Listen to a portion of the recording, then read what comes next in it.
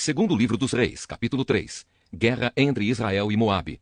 No ano 18 do reinado de Josafá de Judá, Jorão, filho de Acabe, se tornou rei de Israel e governou 12 anos em Samaria. Ele pecou contra Deus, o Senhor, porém não foi como seu pai ou a sua mãe Jezabel. Jorão derrubou a coluna do deus Baal que o seu pai havia mandado levantar. No entanto, como o rei Jeroboão, filho de Nebate, havia feito antes dele, Jorão levou o povo de Israel a cometer os mesmos pecados sem parar. O rei Mesa, do país de Moabe, criava carneiros e todos os anos entregava como imposto ao rei de Israel 100.000 carneirinhos e a lã de 100.000 carneiros. Porém, quando o rei Acabe morreu, Mesa se revoltou contra Israel. Por isso o rei Jorão saiu imediatamente de Samaria e reuniu todo o seu exército. Ele mandou ao rei Josafá, de Judá, o seguinte recado: O rei de Moabe se revoltou contra mim. Você quer ir comigo guerrear contra Moabe? O rei Josafá respondeu: Eu irei. Estou às suas ordens, e assim também os meus soldados e os meus cavalos. Que caminho pegaremos para o ataque? Nós iremos pelo caminho do deserto de Edom, disse Jorão. E assim, o rei Jorão, o rei de Edom e o rei de Judá partiram e marcharam 7 dias. Então a água acabou, e não havia água nem para os homens, nem para os animais de carga. Aí o rei Jorão exclamou: Estamos perdidos! O Senhor Deus nos entregou os 3 ao rei de Moabe. O rei Josafá perguntou: Existe por aqui algum profeta de Deus, o Senhor, para que consultemos o Senhor por meio dele? Um oficial do exército do rei Jorão respondeu: Eliseu, filho de Safate, está por aí. Ele era o ajudante de Elias. Ele é profeta e diz que o Senhor manda. Disse o rei Josafá. Então os 3 reis foram falar com Eliseu. Mas ele disse ao rei de Israel: O que é que eu tenho com isso? Vá falar com os profetas que o seu pai e a sua mãe consultavam. Jorão disse: Não, pois foi o Senhor quem nos entregou os 3 reis ao rei de Moabe. Eliseu disse: Juro pelo Deus vivo, o Senhor Todo-Poderoso, a quem sirvo, que se eu não respeitasse o seu aliado, o rei Josafá de Judá, eu não daria nenhuma atenção ao Senhor. Agora me tragam um músico. Enquanto o músico tocava a harpa, o poder do Senhor Deus veio sobre Eliseu, e ele disse: O que o Senhor Deus diz é isto: Façam muitas covas em todo o leito seco deste ribeirão, pois vocês não vão ver chuva nem vento, mas mesmo assim o leito deste ribeirão vai se encher de água, e vocês, o seu gado e os seus animais de carga terão muita água para beber.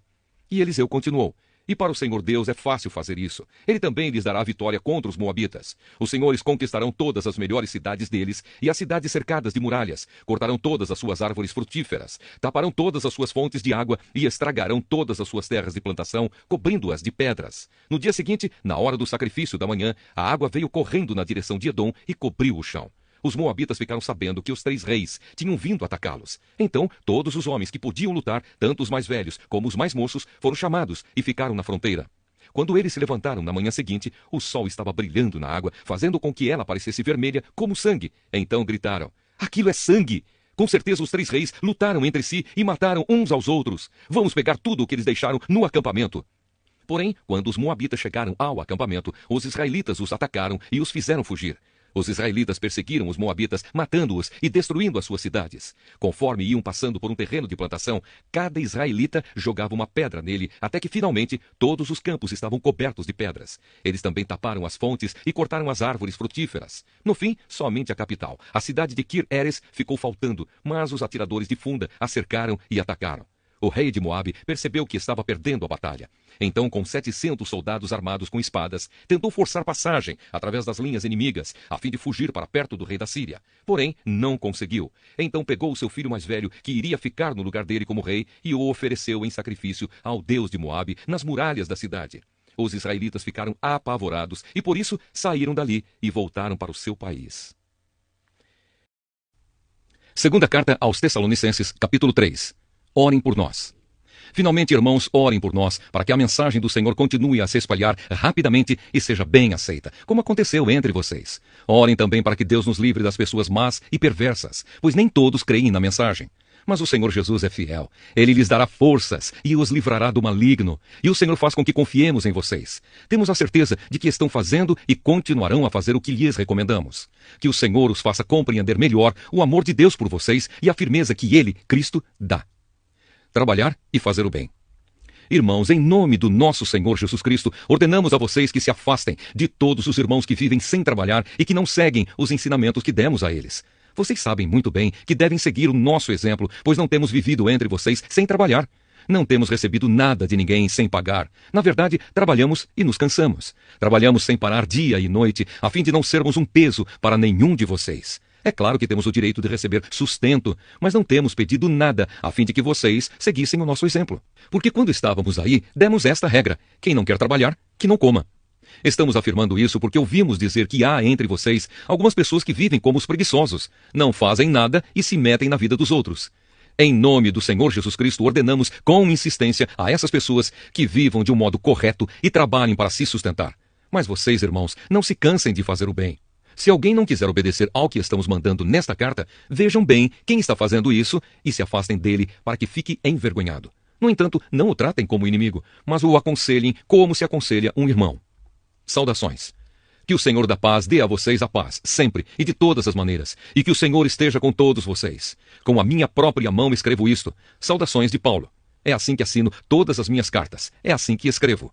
Bênção. Que a graça do nosso Senhor Jesus Cristo esteja com todos vocês. Daniel, capítulo 7. A visão dos 4 monstros. Certa noite, durante o primeiro ano de Belsassar como rei da Babilônia, Daniel se deitou na sua cama e sonhou, e no sonho teve visões. Quando acordou, ele escreveu aquilo que tinha sonhado. Aqui está o que ele escreveu. No sonho que tive naquela noite, eu vi os ventos soprando de todas as direções e agitando as águas do mar imenso. De repente saíram do mar 4 monstros enormes, diferentes uns dos outros. O primeiro parecia um leão, mas tinha asas de águia. Enquanto eu olhava, as suas asas foram arrancadas e ele foi posto de pé para que andasse como um homem. E foi dada a ele uma mente humana. O segundo monstro era parecido com um urso. Ele se levantou nas patas de trás e segurava 3 costelas na boca. E uma voz lhe dizia: vá e coma muita carne. Depois vi o terceiro monstro, e este era parecido com um leopardo. Ele tinha 4 cabeças e nas costas tinha 4 asas, como asas de ave. A este animal foi dada a autoridade para reinar. O quarto monstro que vi naquela visão era terrível, espantoso e muito forte. Tinha enormes dentes de ferro e com eles despedaçava e devorava suas vítimas. O que sobrava, ele esmagava com as patas. Esse monstro era diferente dos outros 3 e tinha 10 chifres. Eu estava olhando os chifres com atenção e notei outro chifre, menor, que nasceu entre os outros. 3 chifres foram arrancados para dar lugar a esse chifre menor que tinha olhos, como os de gente, e uma boca que falava com muito orgulho. A visão de Deus. Continuei olhando e vi que foram postos alguns tronos. Num deles, assentou-se aquele que sempre existiu. A sua roupa era branca como a neve e os seus cabelos eram brancos como a lã. O trono e as suas rodas pareciam labaredas de fogo e de um lugar em frente do trono saía um rio de fogo. Havia ali milhares de pessoas que adoravam aquele que estava sentado no trono e muitos milhões estavam de pé na presença dele. Começou o julgamento e foram abertos os livros.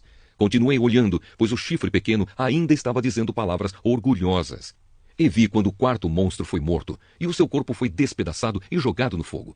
Quanto aos outros monstros, o poder que tinham foi tirado deles, mas não foram mortos. Foi dado a eles mais um pouco de tempo para viverem. Na mesma visão que tive naquela noite, vi um ser parecido com um homem, que vinha entre as nuvens do céu. Ele foi até o lugar onde estava aquele que sempre existiu, e foi apresentado a ele. Deram-lhe o poder, a honra e a autoridade de rei, a fim de que os povos de todas as nações, línguas e raças o servissem. O seu poder é eterno, e o seu reino não terá fim.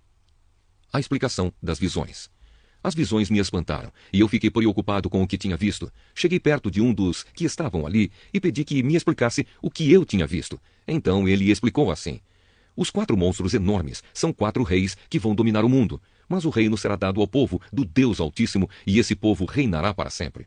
Eu quis saber também a explicação a respeito do quarto monstro, que era diferente dos outros 3, que era terrível e tinha dentes de ferro e unhas de bronze, que despedaçava e devorava suas vítimas e que esmagava com as patas aquilo que sobrava. Pedi também que me explicasse os 10 chifres que esse monstro tinha na cabeça e o outro chifre que havia crescido, derrubando 3 chifres. Esse chifre, que parecia mais forte do que os outros, tinha olhos e uma boca que falava com muito orgulho. Enquanto eu olhava, esse chifre começou a lutar contra o povo de Deus e estava vencendo, até que chegou aquele que sempre existiu. Ele julgou a favor do povo do Deus Altíssimo, pois havia chegado o tempo de esse povo começar a reinar.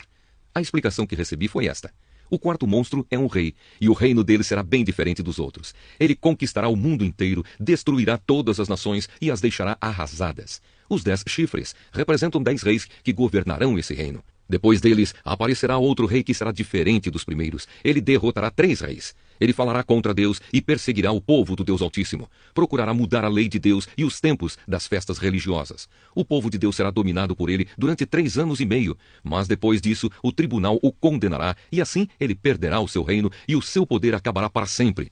Mas o reino, o poder e a glória serão dados ao povo do Deus Altíssimo e eles governarão o mundo inteiro para sempre.